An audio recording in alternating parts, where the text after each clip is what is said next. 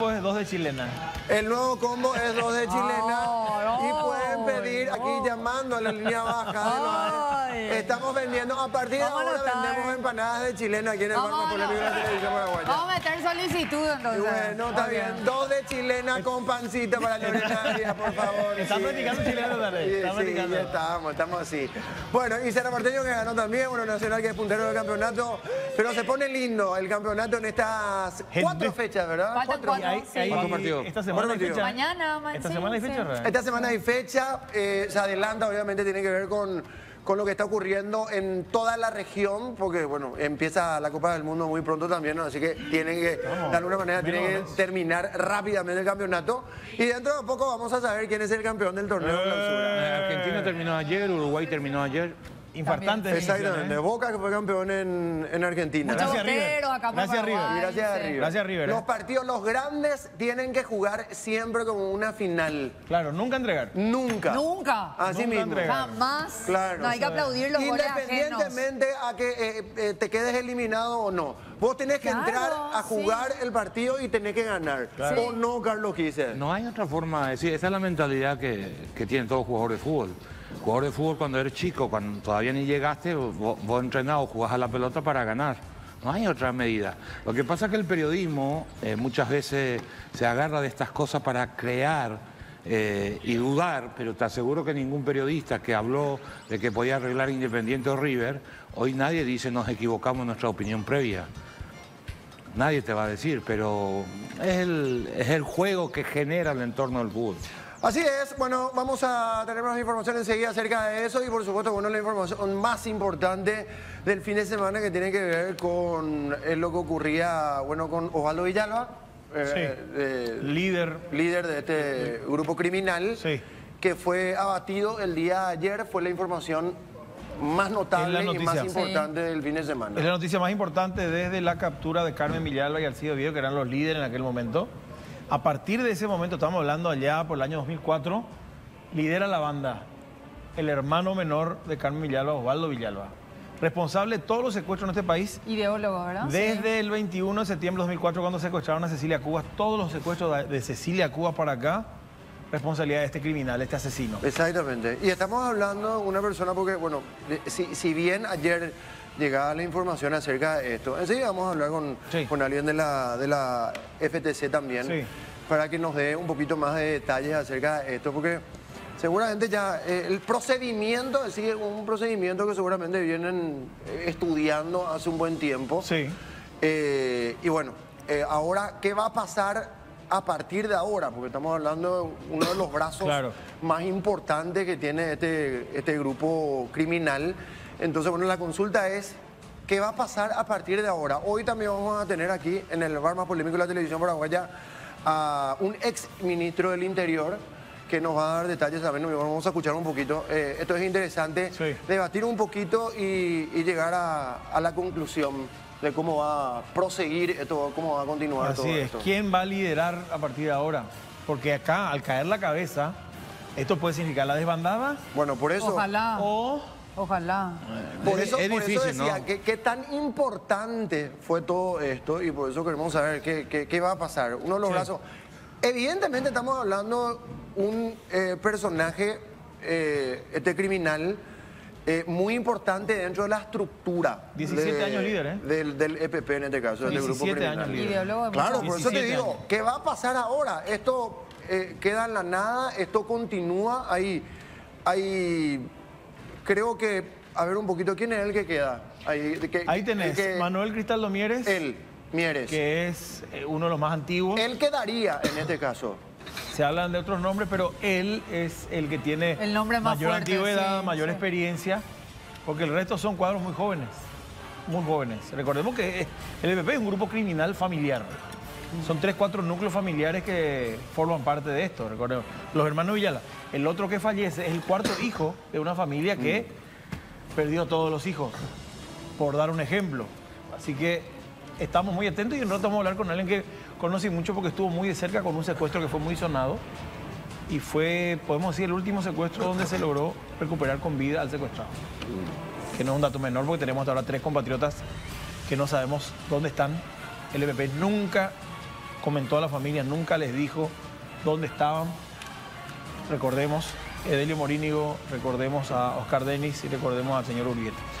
Hoy, por ejemplo, también se mencionó acerca del estado de esta gente. O sea, sí. Hablan de nutrición, sí, de personas que están enfermas. Sí.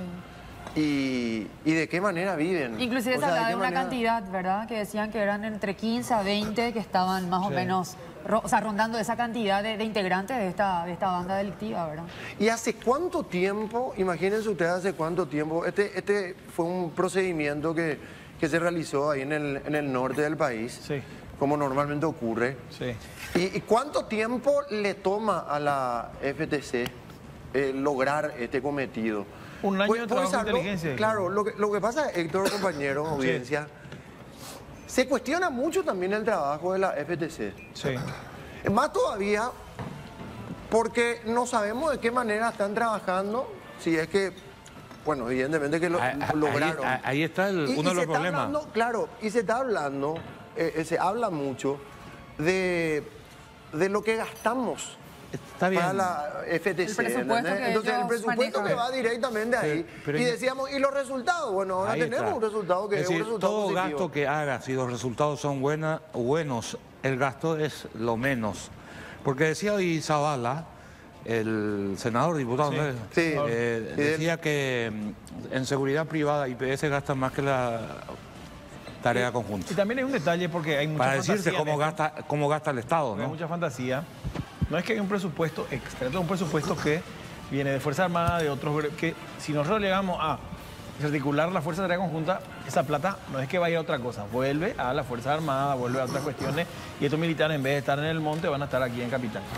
Esa nomás es la diferencia. Claro, se habló nomás, ¿y por qué tocó el tema del presupuesto? Porque en algún momento todos cuestionamos.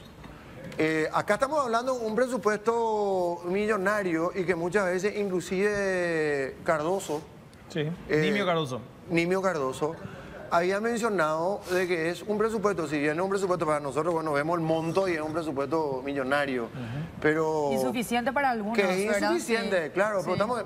¿Qué es lo que siempre se cuestionó de esto? Se cuestionó el presupuesto que va destinado a la FTC y se cuestionó el resultado. La falta de resultados. La falta de resultados, sí. Y el entrevistante por la falta de resultados. Exactamente. Tenemos una comunicación con el vocero Luis Apesteguía, que es vocero de la FTC, que está con nosotros. ¿Cómo le va, don Luis? Buenas noches. Y también a la audiencia. A ver, no lo estoy escuchando muy bien. Teniente Coronel. Teniente Coronel, ¿verdad? Sí. Teniente Coronel. Sí, ¿me escuchan ahí? Sí, ahora te estamos escuchando. Teniente Coronel, bueno, estábamos hablando acerca de esta información, que fue la información más importante de este fin de semana. Queremos saber, bueno, hasta dónde se puede.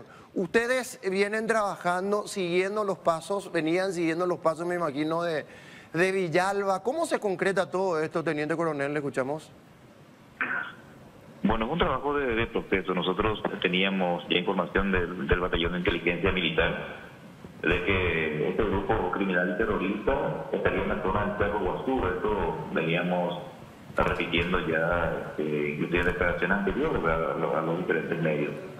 Sabíamos que ellos se encontraban en esa zona, solamente que el Cerro Guazú tiene una gran extensión y es un lugar de muy difícil acceso debido a las características topográficas de la zona, elevaciones, quebradas, cuevas, vegetación densa, un montón de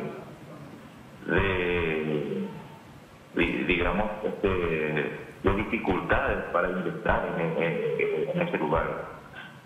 La última información que hemos recibido de los servicios de inteligencia militar es que este grupo se desplazaría a un determinado lugar y podría pasar por ciertos lugares. No era el único lugar en que este grupo, por el que este grupo podría desplazarse. Nosotros, debido a esto, infiltramos equipos de fuerzas especiales de la Fuerza de Tarea Conjunta en varios puntos importantes para nosotros, estratégicos. Y bueno, por uno en las cercanías de uno de estos equipos de fuerzas especiales se desplazó esta célula del EPP, que estaba dirigida justamente por el cabecilla, en este caso Osvaldo Villalba. Teniente Coronel, ¿cuántas personas acompañaban más o menos? ¿Cuál es el dato que tienen ustedes? ¿Cuántas personas acompañaban en ese momento? Cuando estamos hablando de una célula de este grupo criminal, estamos hablando de cuántas personas. ¿Cómo normalmente se mueven? ¿Se mueven acompañados? ¿Siempre van acompañados? Algunas veces, bueno, se separan, van de a uno. ¿Cómo se manejan? Ellos se movilizan por célula, por grupos. No podría precisarte realmente si cuántos eran, debido a que es muy difícil esta apreciación, más todavía en un caso de enfrentamiento como este. Tenemos que entender de que cada elemento de fuerzas especiales, me refiero a cada militar, integrante de este equipo táctico, tiene una visión, o sea, diferente, ¿verdad? O sea, ellos tienen un sector de tiro, entonces para que nosotros sepamos la cantidad, tenemos que sumar la visión segmental de cada uno, más o menos, ¿verdad? Con todo, y bueno, serían 8 integrantes más o menos los que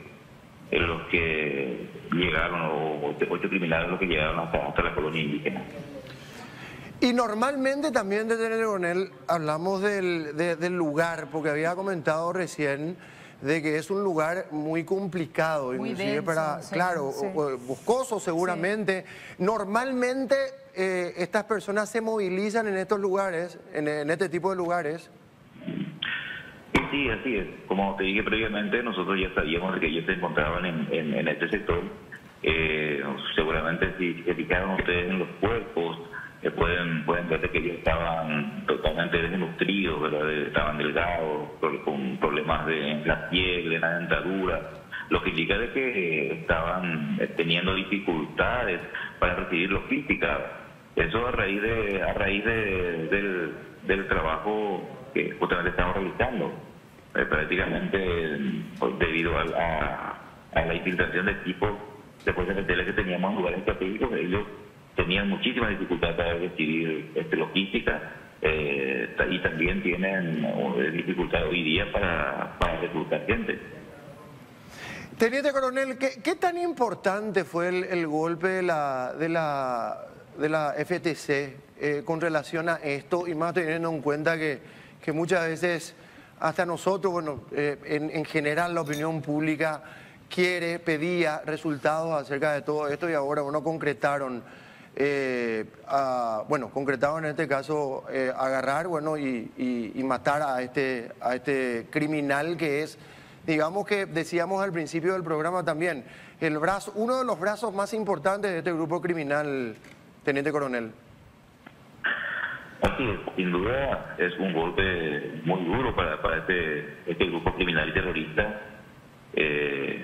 Quedó abatido nada más y nada menos el cabecilla de este grupo, el cerebro de tantos secuestros, de tantos asesinatos cometidos por este grupo. Es un golpe muy fuerte. Bueno, esto no quiere decir de que no puedan reorganizarse, pero le llevará un tiempo seguramente reorganizarse en todo caso. Pueden tener crisis de liderazgo a partir de ahora, un montón de situaciones que pueden presentarse después de esta situación, y las operaciones todavía siguen. Tenemos infiltrados varios equipos de fuerzas especiales todavía en el puerto de Iguazú, y no se descarta la posibilidad de que tengamos más novedades más adelante. Claro, porque hay heridos, tengo entendido que heridos, no sé si un hombre o una mujer, había información de ese dato. ¿Qué se sabe a estas horas? ¿Se confirmó que habría heridos que están siendo objeto de búsqueda? Sí, es una posibilidad, debido justamente a los relatos de un habitante y de los pueblos originarios que se encuentran en ese lugar. Él mencionó de que él pudo ver, él habló de que se trataría de una mujer que tendría una herida a la altura del abdomen, y también por los rastros de sangre que se encontraron en el lugar. Pero después los rastros de sangre se perdieron hacia la estructura del monte. Hasta este momento todavía no tenemos novedades al respecto. La mujer sería Magna Mesa, Liliana Villalba. ¿Quién sería, se cree, se estima, teniente coronel? Bueno, no queremos hacer estimaciones para no equivocarnos, pero no solamente tenemos el relato de ciudadano indígena. También es importante, porque te consultaba recién, teniente coronel, acerca de la importancia, ¿verdad?, de este golpe de la FTC. Ahora, en contrapartida, o sea, estamos hablando de uno de los cabecillas y estamos hablando de uno de los brazos. El líder, estamos hablando de uno de los líderes y uno de los más importantes de este grupo criminal. Esto, digo, después de la muerte de Osvaldo Villalba, ¿qué pasaría? Ustedes tienen información de otros integrantes de este grupo criminal seguramente, pero esto también en contrapartida es un golpe sumamente fuerte para este grupo criminal, teniente coronel. Sí, así es. Lo que ya mencioné anteriormente. En estos casos, muchos grupos de este tipo sufren una crisis de liderazgo porque a él, supuestamente en la estructura criminal, él le pediría a Manuel Pizarro Mieres, pero también le tenemos a Liliana Villalba, que es hermana del abatido, está Magna Mesa, muchos otros criminales que están también ya hace tiempo en el grupo. Y bueno, es cuestión de tiempo, ahora con el correr del tiempo solamente vamos a ver qué ocurre con este grupo. Bueno, agradecemos. No sé si quiere agregar algo más, teniente coronel, con relación a esto, algún que otro detalle que quiera compartir con nosotros. No, nada más agradecer la oportunidad y felicitar justamente a los miembros del equipo de fuerzas especiales quienes tuvieron este enfrentamiento, porque uno tiene que tener mucho profesionalismo para poder sostener un enfrentamiento de este tipo con poca visibilidad, en presencia de civiles y sin afectar a ninguno de ellos, ¿verdad? No hubo ningún efecto colateral. Infelizmente no pudimos evitar el asesinato de los indígenas y que este grupo criminal haya herido a otros más, ¿verdad? Pero eso se produjo antes del enfrentamiento. Entonces, como reacción a eso, hemos abatido al líder y a los más integrantes de este grupo. Y para los políticos, por último, Álvaro, pues, hay un sector de la política en nuestro país que plantea eliminar la Fuerza Aérea Conjunta por lo que nos cuesta en millones y por la falta de resultados. ¿Qué respuesta dan ustedes a ese pedido insistente por parte de un sector de la política en nuestro país de eliminar la Fuerza Aérea Conjunta? Bueno, el Comando Operacional de Defensa Interna, la FTC, tiene un presupuesto el presupuesto de la FTC representa el 2.5% del presupuesto de defensa. O sea, nosotros no utilizamos el presupuesto de ningún otro ente del Estado. Si el CODI o la FTC termina, el presupuesto nuestro retorna al Ejército, retorna a la Fuerza Aérea, retorna a la Armada, que son instituciones de donde viene nuestro presupuesto. No afectamos con nuestro presupuesto ninguna otra entidad del Estado. Y perder una fuerza operacional, venimos así hoy día, la más entrenada y la mejor equipada que tiene Paraguay, no vale la pena, porque el presupuesto no hay otro lado. Aunque va a retornar nada más a defensa, nosotros nos iremos a nuestros cuarteles, tendremos el mismo sueldo, a mostrarnos cerca de nuestros familiares y no tiene sentido. Bueno, gracias, teniente coronel, muy amable, buenas noches. Gracias a ustedes. Gracias. Bueno, ahí estaba el vocero de la FTC, en este caso el teniente coronel Luis Apesteguía, hablando un poquito acerca de todo esto. Bueno, que sucedió, información importantísima que surgía este fin de semana, evidentemente continúa todo esto. Y seguramente, bueno, en la semana vamos a tener más información con relación a todo esto. Ahora tenemos información, ¿por qué? Porque Bristol tiró su ropa, lavó la ropa de Idalia, de la madre, tengo entendido de toda la familia, del novio, bueno, completito, así que con perfil, novio, claro. La ropa. Rafa Filisola, ¿cómo le va? ¿Cómo le va, Rafa? Buenas noches. Adelante, por favor. Ex ministro del Interior con nosotros. Bienvenido. Vamos a continuar hablando acerca de la información más importante de este fin de semana. Adelante, fuerte el aplauso para recibir a Rafael Filisola con nosotros. Aquí en el bar más polémico de la televisión paraguaya. ¿Cómo te va, Rafa? Buenas noches. Bien, un gusto estar con ustedes. Igualmente, muchas gracias por estar aquí. Hablábamos con Rafa, bueno, recién hablábamos también con el vocero de la FTC acerca de todo esto y de la información. Evidentemente estamos hablando de una información importante, más todavía teniendo en cuenta que Osvaldo Villalba era no sé si el principal líder de este grupo criminal, pero sí uno de los brazos importantes de este grupo criminal. Ahora, a partir de ahora, porque tuviste, de hecho, y de lleno, un principio, y hablábamos fuera del aire también, con relación al grupo criminal, al EPP. ¿Qué va a pasar a partir de ahora? Pues lo primero, llegaba la información de lo de Villalba y la gente se preguntaba, bueno, a partir de ahora, ¿este es el fin del grupo criminal? ¿O qué opinión tenés al respecto, Rafa? Lo primero es que sin duda es el golpe más duro que recibe este grupo criminal en muchísimo tiempo. Y Osvaldo Villalba era el líder. O sea, los líderes, el líder histórico de Alcides Oviedo, que está preso hace muchísimo tiempo, también Carmen Villalba, que también está cumpliendo condena, pero estamos hablando ya de 2 décadas atrás. O sea, a partir de ahí es Osvaldo Villalba el que lidera. Así que es un golpe fuerte, además caen 2 combatientes más, con eso se reduce también su capacidad de fuego. Y ahora, ¿qué pasa ahora? Quedan seguramente, bueno, queda toda una red que ellos han venido manejando, quedarán combatientes. Yo escuché por ahí, no sé si es así, ¿verdad? Pero escuché que estaban unos 9, cayeron 3, quiere decir que quedan más. Es una célula, probablemente haya otras más.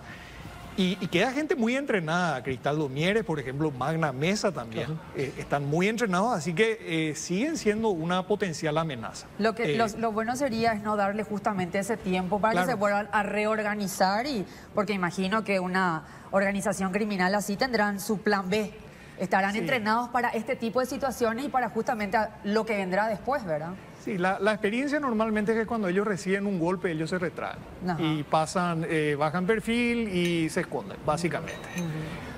Ahora, depende mucho, o sea, esto revela que se hizo un trabajo coordinado, que hay buena labor de inteligencia y que hay un buen equipo operativo. Así que si hay sostenibilidad en el trabajo, yo creo que es cuestión de tiempo que caigan todos. Claro. El teniente coronel recién en la nota con Álvaro dijo, le atacamos un poquito por la logística. Es decir, que se ven flacos, desnutridos, con problemas en la dentadura. Quiere decir que fueron clausurando las conexiones por donde ellos podían recibir ayuda externa, por decirlo de alguna manera, alimentos, todo. ¿Es posible en zona tan complicada, tan compleja como dicen?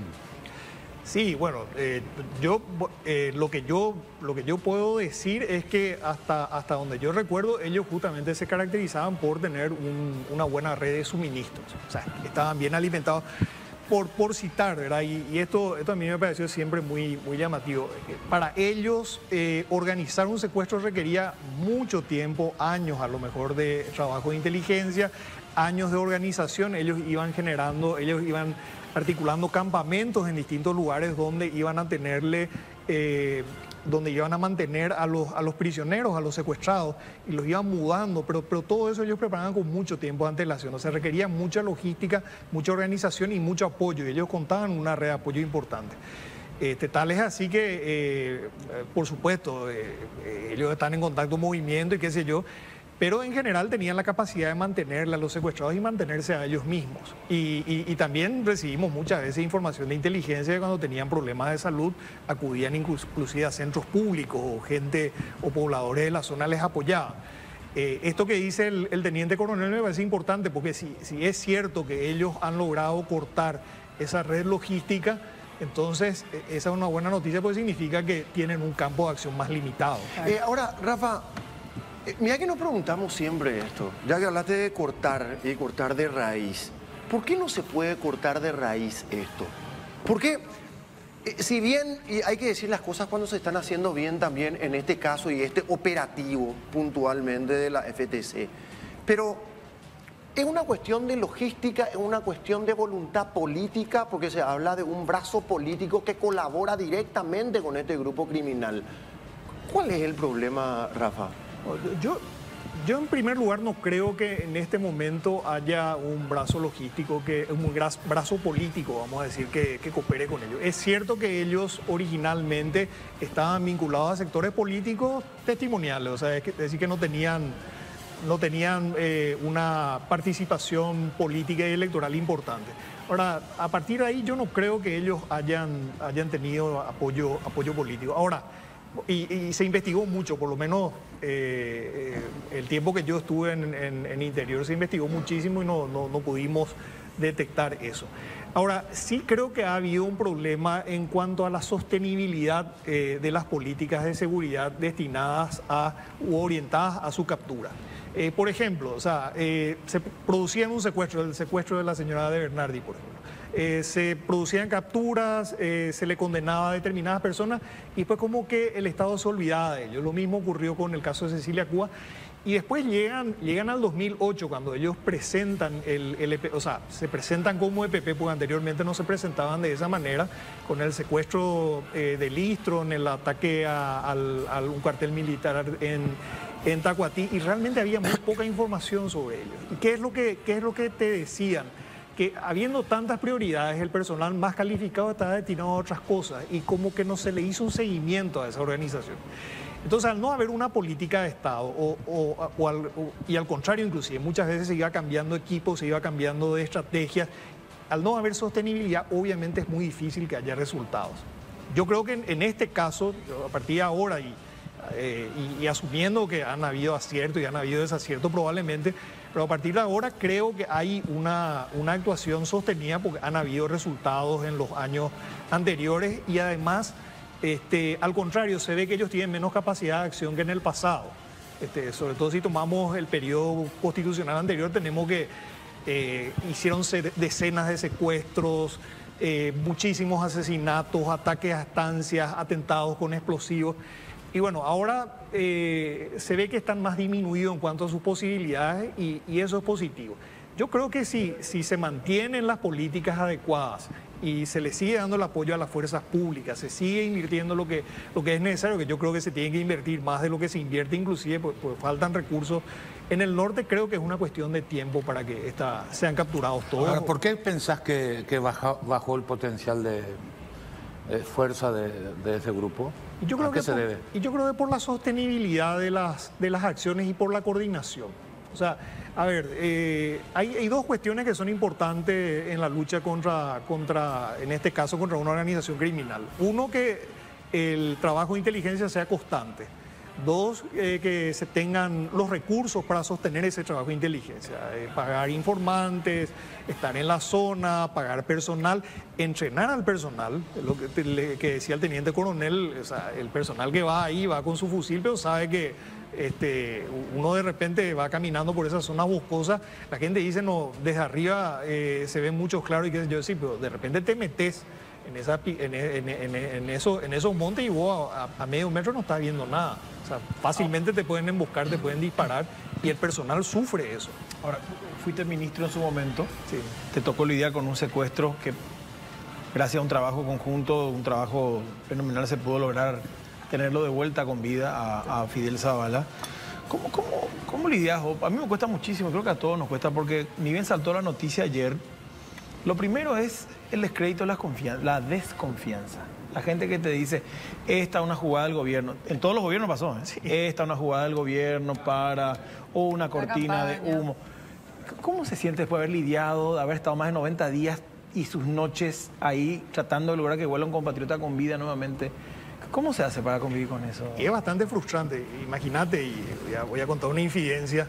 Yo tuve una reunión durante el secuestro de Zavala, tuvimos una reunión con parlamentarios. Parlamentarios que decían que sin ningún tipo de información, pues nosotros sí teníamos certeza, pues teníamos información de inteligencia que nos indicaba que Fidel Zavala estaba vivo, ¿verdad? Y estábamos haciendo el esfuerzo para poder traerlo de vuelta. O sea, el objetivo en un secuestro es que la persona que está privada de su libertad vuelva con vida. Claro. Y en el Congreso nos presionaban permanentemente desde la oposición, ¿verdad? A lo mejor genuinamente, ¿verdad? O a lo mejor de una manera bien intencionada, pero de una manera muy perniciosa. Por ejemplo, varios parlamentarios durante todo ese tiempo, varios políticos salieron a decir que Fidel Zavala estaba muerto. Sí. significaba un golpe serio para nosotros, y sobre todo porque nosotros porque ellos hacían eso para pegarle al gobierno. Yo en ese momento pensaba, pero ¿qué pasa si la gente del EPP se da cuenta que esto le perjudica al gobierno y le matan como un hecho político? Claro. Pues imagínense que en una reunión con legisladores de distintas bancadas me llegaban a decir, probablemente él está muerto, pero aunque no esté muerto, entren con las fuerzas públicas, aunque le maten a Zavala en ese momento, pero acaben de una vez con esta gente para que no vuelva a ver tipo Fujimori. Qué locura. Fujimori, tipo Putin. Empezaron a matar. Ese tipo de cosas se planteaba. Una locura. Digo nomás con respecto a lo que consultaba Héctor recién. Cortina, ¿cómo por qué? Te puedo mostrar conversaciones de grupos. Yo también, yo leí de todo, pero vos sabés lo que es, esto es de tierra de nadie también, Héctor. ¿Entendés? Pero acá, cortina de humo, pero ¿por qué? Mira, pasó con el gobierno de Lugo, le pasó a todos los gobiernos. Es lo mismo. Hay un sector en la sociedad que increíblemente sigue considerando que el EPP es un invento. Que es un invento de cada gobierno para sostener una situación. Entonces es tipo la segura, la confiable. Está en una crisis en un momento. Bueno, pero eso es lo mismo que hoy también ocurre. Con el COVID sucedió lo mismo. Un sector que no creía en el COVID, que no cree hasta hoy día, inclusive hablan de pandemia, cambian la palabra correcta y dicen pandemia. Lo único que hay que Entonces, bueno, pero es parte. O sea, en el mundo, no solamente aquí en Paraguay. Lo único que hay que pensar de esa gente es su ignorancia. Buen provecho. Claro, ahora, o sea, una consulta. Cuestión de tecnología, la FTC, ¿cómo está para combatir al EPP? Bueno, en primer lugar, ¿Le falta, yo creo que le falta recursos a la FTC. Falta a las fuerzas públicas en general, a la policía y a las Fuerzas Armadas. Nosotros hoy no tenemos una fuerza aérea con capacidad de fuego en este momento, con capacidad de combate. No tenemos buques o lanchas rápidas suficientes y estamos hablando de soberanía, ¿verdad? Estamos hablando de Fuerzas Armadas y recursos que hay que tener, con los que hay que contar, ¿verdad? Pero no tenemos lanchas o buques fluviales para custodiar nuestros ríos. No podemos custodiar, no tenemos radarizado el país, no podemos custodiar nuestro espacio aéreo. El espacio aéreo paraguayo es como un agujero negro en el mapa de América. ¿Y quién no gestiona eso, señor Ramón? Y, la iniciativa es siempre el Ejecutivo, ¿verdad? Pero hay que decir que han habido iniciativas, desde que yo recuerdo, estando en el Parlamento, posteriormente se presentaron varias iniciativas por ejemplo, para invertir en radares. Los primeros radares se compraron durante el gobierno de la Alianza y creo que se han hecho inversiones, pero no cubren todo el país. Notablemente ha habido un boicot sumamente sospechoso de diferentes sectores de la sociedad que han impedido. Claro, es un negocio. Que el país se Es un país que sorprendentemente, a pesar de que... disculpa. Sí. Es un país que sorprendentemente está catalogado como uno de los países con más tráfico de droga y no tenemos radares. Pero ¿sabes no le conviene a un sector. De nuevo voy nomás al presupuesto que decía Rafael Filisola, al presupuesto que maneja la FTC y que se cuestionó siempre. O sea, no es una cuestión acá de nosotros, hoy acá en el bar más polémico de la televisión paraguaya estamos cuestionando. No, esto se cuestionó siempre. Ahora, decía, no es suficiente, dice Rafael Filisola, y no es la primera persona que lo dice. Gente de la misma FTC, gente especializada como Nimio Cardoso, por ejemplo, que siempre habla con nosotros, dice, bueno, acá hay una cuestión mucho más profunda de lo que piensa o lo que cree la gente. Entonces, ¿qué iba a pasar si se eliminaba la FTC? Una locura. ¿Qué iba a pasar? Arco libre. No, arco libre. Pero se habla de un incremento en el presupuesto y dicen, a la puta, espera un poco, ¿quieren más plata? Y nosotros tuvimos que esperar 20, 25 años para que le puedan eliminar, abatir a 1, a 2, y ahora quieren incrementar el presupuesto y voy a tener que bancarme otros 20 años para esperar una solución. Lo que pasa es que también está en duda que ese presupuesto que se maneja hoy en día para las fuerzas No sabes si es que en un 100% se aplica. Si todo llega. Si todo llega. Bueno, pero ¿por qué no se hace entonces un trabajo, digo, de comunicación, Rafael? Como para que nosotros ahí, la que piensa mal siempre, Lorena Arias, que a mí me soy realista, que me parece correcto que lo haga. Me parece correcto porque yo también dudo de todo. En este país tenés que dudar de todo. Entonces, ¿por qué no se planifica bien, se hace un departamento de comunicación como para que el departamento de comunicación se encargue de decir dónde va ese dinero y por qué, cuándo, dónde y por qué?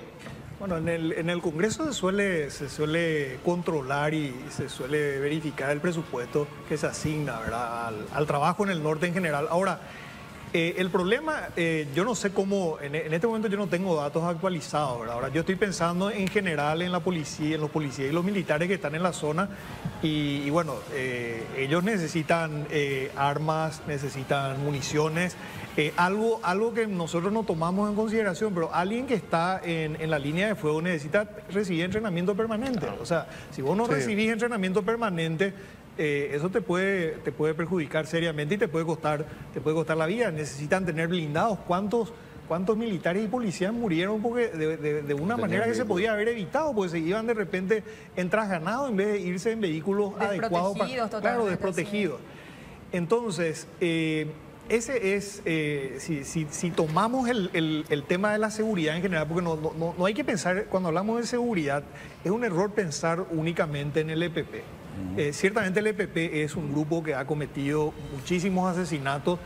Yo tengo contabilizado más de 100 por lo menos, decenas de secuestros, más de cerca de dos centenas de ataques a estancias. O sea, es un grupo muy peligroso. Ahora, Paraguay tiene amenazas en materia de seguridad mucho más serias. El narcotráfico es una amenaza más seria. El PCC, el Comando Vermelho, que andan por acá, o inclusive organizaciones locales como el Clan Rotela, que controla parte de las cárceles. Esas son amenazas mucho más serias porque son organizaciones criminales que tienen muchísimos recursos económicos y con recursos económicos se compran policías, se compran militares, se compran jueces, fiscales, se compran gobiernos, se financian elecciones. Entonces, cuando hablamos de estas organizaciones criminales, no estamos hablando por supuesto de nuestra seguridad en las calles, estamos hablando de sicariato, estamos hablando de violencia, pero estamos hablando de la viabilidad misma del Paraguay como Estado y miremos a los extremos a los que se llegó en México, en Colombia, y ahí vamos a entender claramente de qué se tratan esas amenazas. Entonces, cuando hablamos de la seguridad, claro que hay que invertir mucho más. El EPP es un capítulo importante en el tema de seguridad, pero hay otras amenazas más serias y esas amenazas, y termino nomás con un dato muy puntual, esas amenazas están en la misma zona en la cual se mueve el EPP. Por ejemplo, nosotros muchas veces no tomamos conciencia, y estos son datos públicos, que Pedro Juan Caballero tiene una de las tasas de homicidios más altas en el mundo. Ahora, si lo que vos explicás y todos quisiéramos apoyarte, los colegas tuyos, porque estuviste en el Congreso, hoy sos candidato también, no piensan así, no piensan en la gente, en invertir definitivamente, porque tanto como dijiste, las fuerzas militares y las policiales no tienen la infraestructura necesaria. No hay un decir de todos los políticos, decir, basta, es hora de que mejoremos todo. Bueno, el tema es, a ver, si miramos el presupuesto de la policía y de las Fuerzas Armadas, se ha venido incrementando sustancialmente en los últimos años. A ver, pero no alcanza. No alcanza, además, no alcanza por varias razones y esto es sumamente complejo. A ver, ¿cuántos efectivos tenemos en las Fuerzas Armadas? 10.000.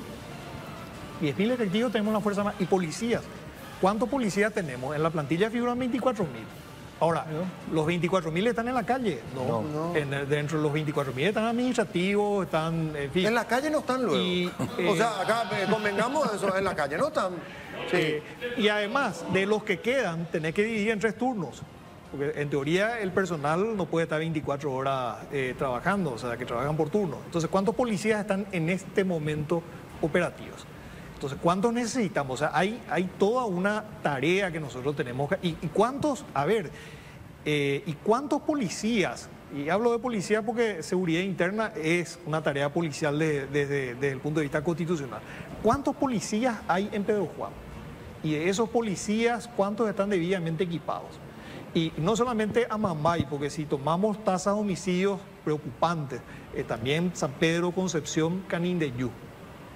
También tienen cifras críticas en materia, y digo la tasa de homicidio porque es lo que más se puede medir. Entonces, ¿cómo está la policía local? Y ahí vamos al tema de las FTC. Las FTC en este momento están dando resultados. Ahora, significan una fuerza especial para una tarea muy específica que es acabar con el EPP. Y eso no es suficiente. Pues nosotros necesitamos enfrentar amenazas mucho más serias que afectan a mayor cantidad de personas y a mayor cantidad de departamentos, en una zona que es crítica. Entonces, ese es el debate que tenemos en materia de seguridad. Ahora, con respecto a la voluntad política, siempre se dice, cada gobierno arranca con un discurso de vamos a liquidar, yo me acuerdo, cada presidente dice lo mismo, después termina y no pasa y pasaron todos. Entre el gobierno de Lugo, que creo que fue donde ustedes tuvieron buenos resultados importantes, y este gobierno, ¿en cuál tuvimos al final un número más importante de victorias o golpes al EPP, considera, Rafael, vos que estuviste siguiendo? Bueno, a ver, es muy difícil comparar, ¿verdad? Por ejemplo, en realidad a mí me gusta hacer una retrospectiva de todos los gobiernos. Sí. Por ejemplo, si bien es cierto, y yo soy crítico, yo creo que Duarte Fruto, por ejemplo, no vio el problema. Yo no creo que lo haya hecho... Ahí comenzó. Yo no creo que lo haya hecho de mala fe, ni por irresponsable. Yo creo que él minimizó el problema, no vio la magnitud del problema y creyó que le estaban vendiendo una teoría conspiranoica. Sí. Pero de todas maneras, no recuerdo si fue con él sí, creo que fue con Duarte Fruto, caen Alcides Oviedo y Carmen Villalba. Sí. Me podrán decir, Carmen Villalba cae inicialmente en un operativo que no tenía nada que ver con el EPP. O sea, no, ¿era una barrera? Sí, en realidad un allanamiento por otro tema, donde ella usa a su hijo como escudo humano y se escapan. Sí. Y después la rescatan a ella del Buen Pastor, Alcides Oviedo, y ahí es que caen, que son capturados por Merardo Palacios. También en un ambiente urbano, ¿verdad? Sí. Así caen ellos. Entonces, si ponemos en retrospectiva, ese es un logro importante y es durante un gobierno que, de mi punto de vista, no hizo lo que tenía que decir, pero es un logro importante. Sí. A ver, lo que nosotros hicimos en el 2008, lo más importante yo creo que fue trabajo de inteligencia, poder definir quiénes eran, cuántos eran. La gente no los conocía, la gente ni siquiera sabía que ellos habían matado a dos policías que habían iniciado, entre sus primeros actos violentos habían matado a dos policías. La familia de esos policías no sabían cómo murieron sus familiares. Sí. Y bueno, y tuvimos una veintena de capturas, tuvimos enfrentamientos donde cayeron abatidos varios de sus líderes más importantes. Y ahora tenemos, bueno, estos últimos, del gobierno Abdo se puede resaltar este operativo donde cae el líder y caen otros combatientes importantes, pero también hay que decir que lo que se puede ver es que en los últimos años se redujo la capacidad de acción de esta gente, la capacidad de generar acciones violentas, y eso también es positivo. A Cristal Lomieres lo conocen muy bien ustedes, porque sí, estuvo en el secuestro de Fidel, que él fue el negociador, ¿no? Sí, se estima que él fue uno de los negociadores. Y es uno de los más experimentados que quedan, digamos, con vida, ¿no? Ahora, evidentemente, nos vamos a ir a la pausa, vamos a volver enseguida. Digo nomás, se habló mucho de logística. Sí. O sea, evidentemente que esta gente paralelamente trabaja con, o sea, hay gente que está colaborando. Su familia en primer lugar. Con esta, no, pero no solamente la familia, clave, no solamente la familia. No. Acá, bajo amenazas. Por eso yo le pregunté recién a Rafael el tema del brazo político. Evidentemente que acá en algún momento hubo colaboración.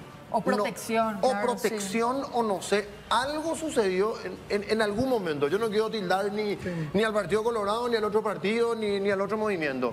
Pero en realidad, acá esta gente trabajaba, entre comillas, trabajaba libremente y tranquilamente. Sí. Entonces... llama la atención. A mí me llama la atención, poderosamente la atención. Y ahora es como que están... No sé si desprotegido, pero evidentemente, o no sé si es también mérito de la FTC, ¿verdad? Yo creo que hay mucho de todo. El principal problema que yo veía cuando me iba a la zona norte, que me reuní varias veces con los pobladores, es que le tenían miedo a ellos y no le tenían confianza al Estado.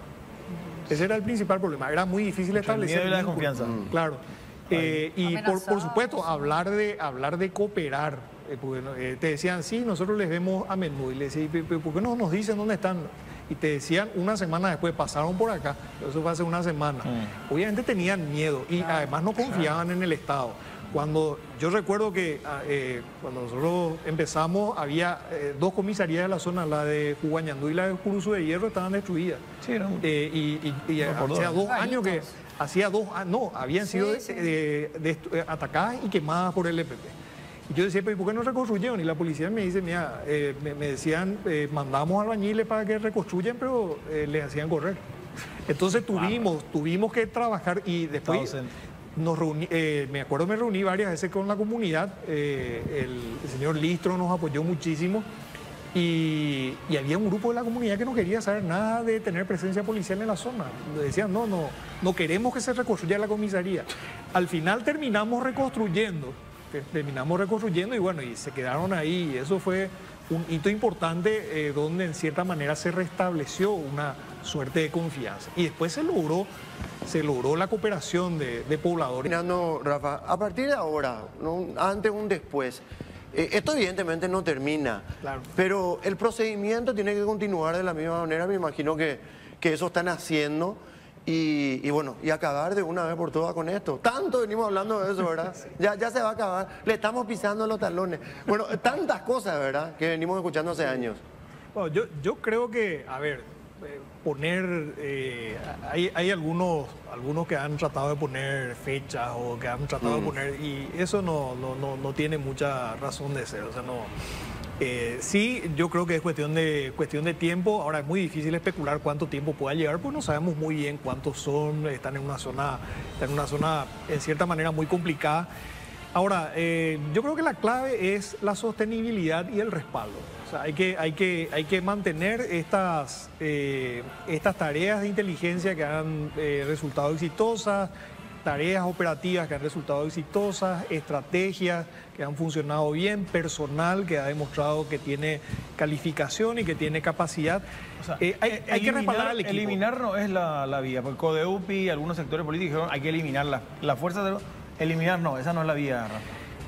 Ese es un tema más complicado, porque es cierto, en cierta manera, lo que dice el coronel, ¿verdad? O sea, finalmente esos recursos van a... Ahora, esta es una fuerza de tarea conformada a un solo efecto. Y yo creo que desde ese momento tiene una fecha de caducidad. Es decir, cuando se acabe esa amenaza, obviamente... Ahora, yo creo que hay que plantearse una estrategia de seguridad para el norte, donde hay que dejar capacidad instalada en el norte. Sí. O sea, la presencia del Estado. Presencia del Estado. No solamente presencia policial, presencia militar, obras públicas, inversión social, en fin. Y fuerzas públicas que estén debidamente equipadas. O sea, hoy, qué sé yo, no sé, cuando lo mataron a Rafat, las fuerzas públicas no pudieron hacer nada, o cuando entró este grupo comando en Alto Paraná, por ejemplo, Ciudad del Este, tomaron la ciudad. O sea, eso no puede ser que el Estado no tenga capacidad de... La presencia es demasiado importante. Nos vamos, nos retiramos. Gracias, Rafael, por haber venido. Gracias a ustedes. Muy amable, Rafael Vinizola con nosotros. Nos vamos retirando, señores. Mañana estamos de vuelta a partir de las 20 horas, siempre aquí a través de las pantallas de la tele. Que pasen bien. Será hasta mañana. Chao, chao. Hasta luego. Gracias.